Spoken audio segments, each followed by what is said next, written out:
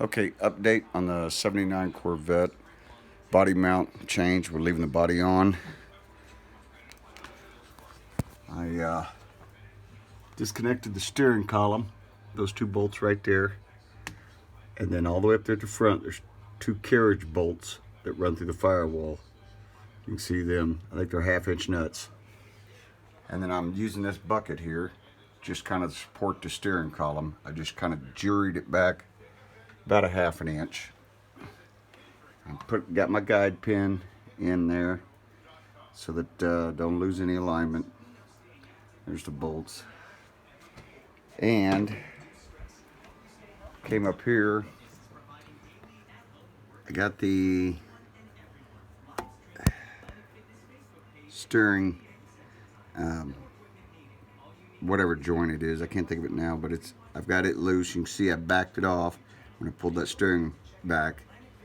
And also the master cylinder, which I got to do some clean up on that, I know, but that's loose. And then I used a 4x4 underneath to support it, just sitting on the steering box. I don't know if you can see it. There you go. That's just carrying the weight of it. And I took off the radiator mounts. That's them there. Took off the radiator mounts just to make sure nothing was going to get bound up. Come on down here. I took the